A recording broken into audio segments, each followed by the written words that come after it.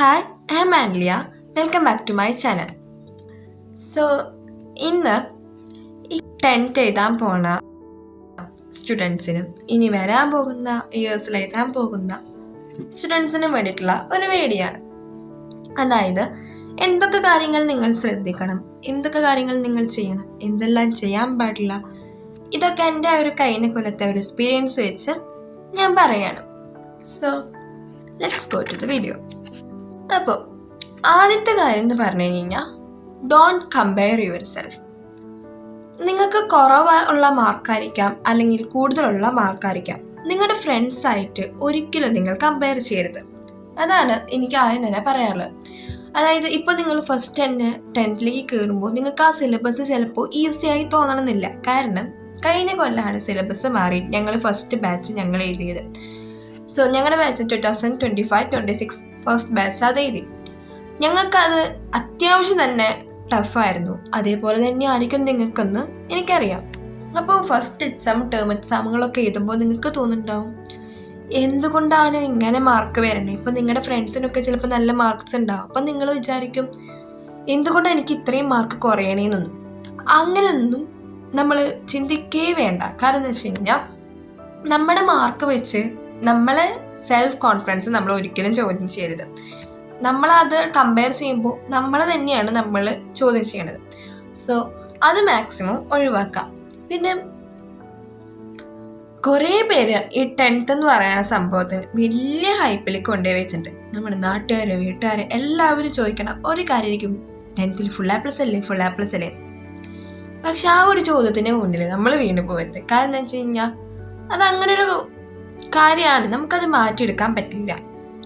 ഈ 10th എന്ന് പറയുന്നത് +1 ഒരു അഡ്മിഷൻ കിട്ടാനുള്ള ഒരു ക്രൈറ്റീരിയ മാത്രമായിട്ട് ഇരിക്കുന്ന സംഭവമാണ്. അതിന് ഇത്രയും ഹൈപ്പ് കൊടുത്ത് നമ്മൾ വലുതാക്കണമെന്ന് മാത്രം. പക്ഷെ നമ്മൾ നമ്മുടെ ലൈഫിൽ ആദ്യമായിട്ട് എഴുതാൻ പോകുന്ന ഒരു ബോർഡ് എക്സാം എന്ന നിലയ്ക്ക് ഇത്രയും നാൾ നമ്മൾ പഠിച്ച രീതിക്കല്ല ഇക്കൊല്ലം പഠിക്കേണ്ടത്. നമ്മൾ കുറച്ചെങ്കിലും സീരിയസ് ആയിട്ട് 10th നമ്മൾ എടുക്കണം. 10th ബോർഡ് എക്സാമിന് നമ്മൾ എടുക്കണം. എന്നാൽ തന്നെയാണ് നമുക്ക് നല്ലൊരു റിസൾട്ട് കിട്ടുള്ളൂ. എന്ന് വെച്ചാൽ ഏതു നേരം പഠിച്ചിരിക്കണം എന്നല്ല ഞാൻ പറയണത്.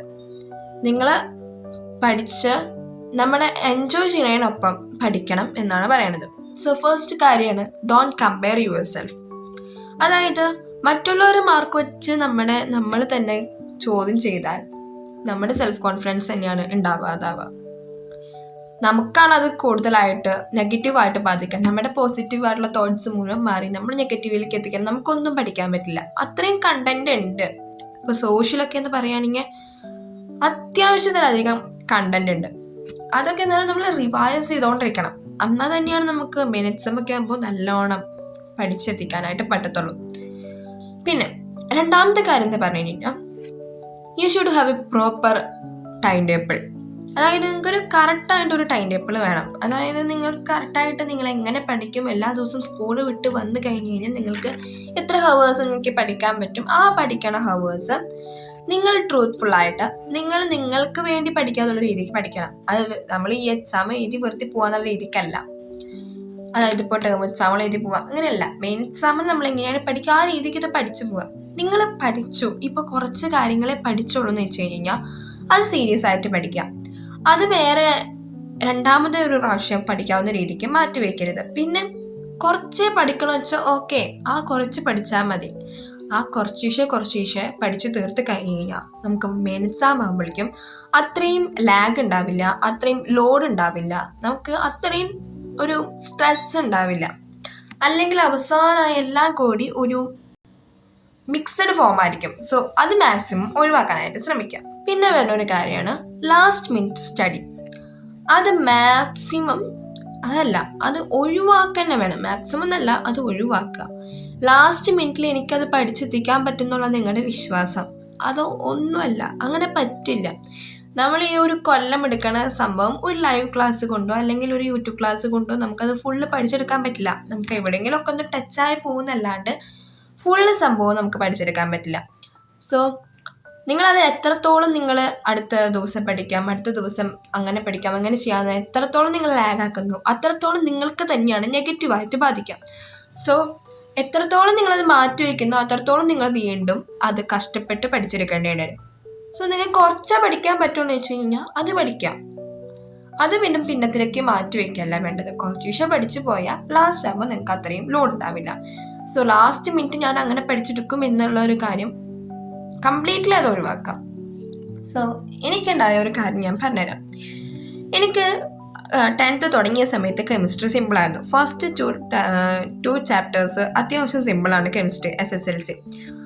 സോ എനിക്കത് സിമ്പിളായിരുന്നു. ടേം എക്സാമിനൊക്കെ ഞാൻ അത്യാവശ്യം മാർക്കിടായിരുന്നു. ടേം എക്സാം കഴിഞ്ഞിട്ട് പിന്നെ അത് ഒരു എക്സാമിനും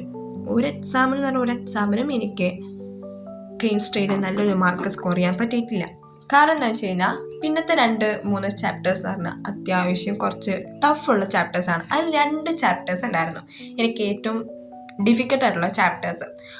ആ ചാപ്റ്റേഴ്സ് ഞാൻ എന്തെന്ന് വെച്ച് കഴിഞ്ഞാൽ ഞാൻ അത്ര സീരിയസ് ആയിട്ട് ആ ചാപ്റ്റേഴ്സ് ഒരു എക്സാമിനോട് തന്നെ ടേം എക്സാം ആയാലും ക്രിസ്മസ് എക്സാം ആയാലും ഓൺ എക്സാം ആയാലും അത് ഞാൻ പിന്നെ പഠിക്കാം, കുറച്ചും കൂടി കഴിഞ്ഞിട്ട് പഠിക്കാം എന്നുള്ള രീതിക്ക് മാറ്റി വെച്ചേക്കായിരുന്നു. കാരണം എനിക്കത് എത്രത്തോളം പഠിച്ചാലും അത് തലയിൽ കയറാത്ത 2 ചാപ്റ്റേഴ്സ് ആയിരുന്നു. അങ്ങനെ എക്സാമുകളൊക്കെ കഴിഞ്ഞു, മോഡൽ കഴിഞ്ഞു, മെയിൻ എക്സാം എത്തി. മെയിൻ എക്സാം ആയപ്പോഴും എനിക്ക് 2 ചാപ്റ്റേഴ്സിനെ പറ്റി പ്രത്യേകിച്ച് വിവരമൊന്നുമില്ല. എനിക്ക് കെമിസ്ട്രി എക്സാമിന് തലേ ദിവസം ഒരു ദിവസമാണ് കെമിസ്ട്രി എക്സാമിന് പഠിക്കാൻ കിട്ടിയിട്ടുള്ളൂ. ഒരു ദിവസം മുടക്കുള്ളൂ. സോ അന്ന് ഞാൻ പഠിക്കും. ബാക്കി എല്ലാ ചാപ്റ്റേഴ്സും എൻ്റെ കഴിഞ്ഞു. ഈ 2 ചാപ്റ്റേഴ്സ് മാത്രം കഴിഞ്ഞിട്ടില്ല. എൻ്റെ ബാക്കി എല്ലാ ചാപ്റ്റേഴ്സും കഴിഞ്ഞപ്പോൾ ഏകദേശം രാത്രിയായി. അതായത് മൊത്തം റിവൈസ് ചെയ്ത് വന്നപ്പോൾ. പിന്നെ ഈ 2 ചാപ്റ്റേഴ്സ് എൻ്റെ കഴിഞ്ഞിട്ടില്ല. മെയിൻ എക്സാം നാളെയാണ് എക്സാം.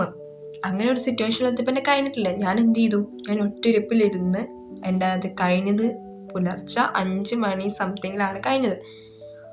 ഇങ്ങനെ ഒരു സിറ്റുവേഷൻ നിങ്ങൾ ഒരിക്കലും വരുത്തരുത്. കാരണം എന്താ വെച്ച് കഴിഞ്ഞാൽ നിങ്ങൾ എത്ര മനസ്സിരുത്തി ആ തലേദിവസം ഇരുന്ന് പഠിച്ചാലും ആ ഒരു കാര്യം നിങ്ങൾക്ക് എക്സാമിൻ്റെ അന്ന് ഓർമ്മയുണ്ടാവില്ല. എൻ്റെ എക്സ്പീരിയൻസിലാണ് പറയുന്നത്. ഞാനത് പഠിച്ചു പോയി. എനിക്ക് കുഴപ്പമില്ല എന്ന് പറഞ്ഞ് എക്സാം ഹാളിൽ പോയി. കാരണം എനിക്ക് ഉറക്കമില്ലാണ്ടാണ് ഞാൻ അന്ന് പോയത്. അന്ന് ഞാൻ പോയിട്ട് എനിക്ക് ഉണ്ടായത് എന്താണെന്ന് വെച്ച് കഴിഞ്ഞാൽ എനിക്ക് പഠിച്ച കാര്യങ്ങൾ കൂടി ഞാൻ തെറ്റിച്ചു. അതിൽ സത്യം പറയാലോ, ഞാനത് തെറ്റിച്ചു. എനിക്കറിയാവുന്ന ക്വസ്റ്റ്യൻസൊക്കെ 2 മാർക്സിൻ്റെ ക്വസ്റ്റ്യൻസൊക്കെ ഞാൻ തെറ്റിച്ചു എന്ന് പറയുമ്പോൾ അതായത് എനിക്കത് നന്നായി അറിയണ ഒരു ക്വസ്റ്റ്യൻസ് ആയിരുന്നു. അതൊക്കെ ഞാൻ വീട്ടിൽ വന്ന് നോക്കുമ്പോൾ എക്സാം കഴിഞ്ഞ് ഞാൻ പുറത്തിറങ്ങി പിള്ളേരോട് ചോദിക്കുമ്പോഴാണ്, എൻ്റെ ഫ്രണ്ട്സിനോട് ചോദിച്ചപ്പോഴാണ് ഒക്കെ ഞാൻ വേറെ ആൻസർ എഴുതിക്കാം. പക്ഷെ എനിക്കത് നന്നായി അറിയണ ചാപ്റ്റേഴ്സ് ആയിരുന്നു. ഞാൻ അന്ന് ആ 2 ചാപ്റ്റേഴ്സ് ഇരുന്ന് പഠിച്ച ചോദ്യങ്ങളല്ല. പിന്നെ എനിക്ക് 1-2 ക്വസ്റ്റ്യൻസ് അറ്റൻഡ് ചെയ്യാൻ ടൈം കിട്ടിയില്ല. അങ്ങനെ ഒരു സിറ്റുവേഷൻ ഉണ്ടാക്കാതിരിക്കുക. പക്ഷെ റിസൾട്ട് വന്നപ്പോൾ എനിക്ക് ഫുൾ A+ ആയിരുന്നു. അതിന് താങ്ക്സ് ടു ഗോഡ്. കാരണം എന്ന് വെച്ച് കഴിഞ്ഞാൽ എന്തെങ്കിലും ദൈവാനുഗ്രഹം ഇല്ലാണ്ട് അത് കിട്ടില്ല എന്ന് എനിക്ക് ഉറപ്പായിരുന്നു. കാരണം എന്ന് വെച്ച് കഴിഞ്ഞാൽ ഞാൻ ആ ക്വസ്റ്റ്യൻസ് തെറ്റിച്ചു. ഞാൻ എത്ര കാൽക്കുലേറ്റ് ചെയ്തിട്ടും എനിക്ക് ആ ഒരു മാർക്കിലേക്ക് എത്താൻ പറ്റിയിട്ടില്ല. A+ കിട്ടുമെന്ന് എനിക്ക് ഉറപ്പുണ്ടാകുന്നില്ല. ഞാൻ എൻ്റെ പാരൻസിനോട് പറഞ്ഞത് എനിക്ക് കെമിസ്ട്രി A+ എന്തായാലും പോകും. സോ തലേ ദിവസം നിങ്ങളിരുന്ന് എത്ര പഠിച്ചിട്ടും ഒരു കാര്യമില്ല. നിങ്ങൾക്ക് ഇപ്പം നിങ്ങൾ പഠിച്ച് കഴിഞ്ഞിട്ടില്ലെങ്കിൽ പോലും നിങ്ങൾ എന്താണ് പഠിച്ചത് അത് വെച്ച് എക്സാം എഴുതാൻ പോവുക. പിന്നെ നിങ്ങൾ ഒറ്റ രാത്രി കൊണ്ട് ഒരു സംഭവം ചെയ്യാൻ പോകില്ലേ. കാരണം എന്ന് വെച്ച് കഴിഞ്ഞാൽ അതൊന്നും നിങ്ങൾക്ക് ഓർമ്മ ഉണ്ടാവില്ല. അതാണ് അതിൻ്റെ റിയാലിറ്റി എന്ന് പറഞ്ഞു കഴിഞ്ഞാൽ. ഇനിയിപ്പോൾ അറിയണ ക്വസ്റ്റ്യൻസ് അടക്കം നിങ്ങൾ തെറ്റിക്കും. ഉറക്കം, സ്ലീപ്പ്, അത് നല്ല ഇമ്പോർട്ടൻ്റ് ആണ്. കാരണം ഉറക്കമില്ലാണ്ട് ഒന്നും പറ്റില്ല. എൻ്റെ ഒരു ഫ്രണ്ട്, ഞാനിങ്ങനെ ഇത് പഠിക്കുമ്പം എൻ്റെ ഫ്രണ്ട് മെസ്സേജ് ഉണ്ട്, ഇത് പഠിച്ച് കഴിഞ്ഞിട്ടില്ല ഞാൻ മിക്കതും ഒരു 2-2:30-3 മണിക്ക് കഴിയുന്നതാണ് എൻ്റെ മൈൻഡിൽ. ഞാൻ അത്രയ്ക്ക് ആവും തോന്നുന്നുണ്ടെന്നൊക്കെ അവളോട് പറഞ്ഞപ്പോൾ അവൾ പറഞ്ഞത് നീ ഒരിക്കലും ഉറക്കം കളഞ്ഞിട്ട് പഠിക്കരുതെന്നാണ്. പക്ഷേ ഞാനപ്പോൾ മൈൻഡ് ചെയ്തില്ല. ഞാൻ ഇന്ന് പഠിച്ചു. എന്നിട്ട് അതൊക്കെ യൂസ്ഫുൾ ആയില്ല. പക്ഷെ എൻ്റെ മനസ്സിൽ ഇപ്പോഴത് യൂസ്ഫുൾ ആവാണ്ട് കിടക്കുന്നത്. കാരണം എന്ന് വെച്ച് കഴിഞ്ഞാൽ എനിക്കത് സാറ്റിസ്ഫിക്കേഷൻ ഉണ്ടാവാത്ത ഒരു എക്സാം ആയിരുന്നു. സോ അങ്ങനെ ഒരു ലാസ്റ്റ് മിനിറ്റ് സ്റ്റഡിയിലേക്ക് മാറ്റി വെച്ച് കഴിഞ്ഞാൽ അത് നിങ്ങൾക്ക് തന്നെയാണ് ബാധിക്കുക. ഇനി അടുത്ത പോയിന്റ് എന്ന് പറഞ്ഞാൽ നിങ്ങൾ 10th okay, enjoy your 10th life. അതാണ് എനിക്ക് ഏറ്റവും ഇമ്പോർട്ടൻ്റ് ആയിട്ട് പറയാനുള്ളത്. പഠിത്തമൊക്കെ ഓക്കെ, പക്ഷെ ഈ ഒരു 10th ലൈഫ് നിങ്ങൾക്ക് ഇനി എത്ര ഫ്രണ്ടിലോട്ട് പോയാലും നിങ്ങൾക്ക് ഈ ഒരു മെമ്മറീസ് കിട്ടില്ല. ഈ 10th വരെ നിങ്ങൾ ചിലപ്പോൾ കുറേ കൊല്ലങ്ങളായിട്ട് ഒരുമിച്ച് പഠിക്കുന്ന ഫ്രണ്ട്സ് ഉണ്ടായിരിക്കും, അത്രയും ഇതുണ്ടായിരിക്കും. പക്ഷെ 10th ലൈഫിലത്തെ ആ ഒരു മെമ്മറീസ് അത് നല്ലൊരു മെമ്മറീസ് തന്നെയാണ്. സോ മാക്സിമം നിങ്ങളുടെ 10th ലൈഫ് നിങ്ങൾ എൻജോയ് ചെയ്യുക. അതിനൊപ്പം നിങ്ങൾ പഠിക്കുക. എന്ന് വെച്ചിട്ട് എൻജോയ്മെൻറ്റിൽ ഫുൾ പഠിത്തം പോകരുത്. എന്നാൽ ഏതു നേരം പഠിച്ചിരിക്കാനും പാടില്ല. ഏതു നേരം പഠിച്ചുകൊണ്ടിരിക്കാനൊന്നും ഞാൻ പറയില്ല. പക്ഷെ നിങ്ങൾ എത്രത്തോളം പഠിക്കണോ അതിനൊപ്പം തന്നെ നിങ്ങൾ എൻജോയ് ചെയ്യാം. ഞാൻ ഈ ഒരു 10th പറ്റി നിങ്ങളെ പറഞ്ഞ് പഠിപ്പിച്ചിരിക്കുന്ന കുറച്ച് കാര്യങ്ങളൊക്കെ ഉണ്ടാവും. അതൊക്കെ ഒരു മിഡ് ആകുമ്പോഴേക്കും നിങ്ങൾക്ക് മനസ്സിലാവും 10th ഒന്നുമല്ല. ഇത്രയും കാര്യങ്ങളാണ് എനിക്ക് പറയാനുള്ളത്. Don't compare your self. നിങ്ങളുടെ മാർക്കല്ല എവിടെയും മാറ്റർ ആവണം. ഇതിനൊക്കെ അപ്പുറത്ത് സ്കിൽ, ക്യാരക്ടർ, ഡിസിപ്ലിൻ, അങ്ങനെ കുറേ കാര്യങ്ങളുണ്ട്. നിങ്ങളുടെ കുറച്ച് മോറൽ വാല്യൂസ്, അതൊക്കെയാണ് നിങ്ങളുടെ ലൈഫിൽ ഏറ്റവും ഇമ്പോർട്ടൻ്റ് ആയിട്ടുള്ളത്. നിങ്ങൾ ഈ 10th കയറുമ്പോൾ ഞങ്ങളും ഇങ്ങനെ തന്നെയായിരുന്നു. അതായത് 10th കയറുമ്പോൾ 10th ഭയങ്കര ലൈഫ് ടേണിങ് പോയിന്റ് ആണ്, അങ്ങനെയാണ് ഇങ്ങനെയാണെന്നൊക്കെ കേൾക്കും. പക്ഷേ അത് നിങ്ങൾക്കൊരു A+ കിട്ടാൻ അല്ലെങ്കിൽ ഒരു ഫുൾ A+ കിട്ടാനുള്ള ഒരു മോട്ടിവേഷൻ മാത്രമായിട്ട് നിങ്ങൾ എടുക്കുക. ഇത് കഴിഞ്ഞിട്ടും ഇനി എക്സാംസ് ഉണ്ട്. ഇനിയും വലിയ വലിയ എക്സാംസ് ഉണ്ട്. നിങ്ങൾ ഫസ്റ്റ് ഒരു ബോർഡ് എക്സാം ആണ് എഴുതുന്ന ഒരു സീരിയസ്നെസ് നിങ്ങൾക്ക് ഉണ്ടായിരിക്കണം. നിങ്ങൾക്കത് ചെയ്തെടുക്കാനായിട്ട് പറ്റും. നിങ്ങൾ എത്രത്തോളം ഹാർഡ് വർക്ക് ചെയ്യുന്നുണ്ടോ അത്രത്തോളം നിങ്ങൾക്ക് ആ റിസൾട്ട് ഉണ്ടായിരിക്കും. എനിക്ക് ഉറപ്പാണ്, ഹാർഡ് വർക്ക് ചെയ്യുന്ന ഒരാൾക്കും ആ ഒരു റിസൾട്ട് കിട്ടാതെ പോവില്ല. സോ 10th ലൈഫ് പരമാവധി എൻജോയ് ചെയ്യുക. അതിനൊപ്പം നിങ്ങൾ പഠിക്കുക. And all the best. And നിങ്ങൾക്ക് ഇനിയൊരു ടൈം ടേബിൾ അല്ലെങ്കിൽ ഇപ്പോൾ ഒരു സ്റ്റഡി ടിപ്സ്, ഞാൻ എങ്ങനെ ആ ഒരു റിസൾട്ടിലേക്ക് എത്തി, എനിക്കും ഡിഫിക്കൽട്ട് ആയിട്ടുള്ള സബ്ജക്ട്സ് ഒക്കെ ഉണ്ടായിരുന്നു. സോ അതൊക്കെ ഞാൻ എങ്ങനെ പഠിച്ചെടുത്തു എന്നതിൻ്റെ കാര്യങ്ങളൊക്കെ ഞാൻ അടുത്ത വീഡിയോയിൽ പറഞ്ഞുതരാം. സോ നിങ്ങൾക്ക് ഈ ഒരു വീഡിയോ ഇഷ്ടപ്പെട്ടെങ്കിൽ ലൈക്ക് ചെയ്യുക, ഷെയർ ചെയ്യുക, കമൻറ്റ് ചെയ്യുക. Thank you.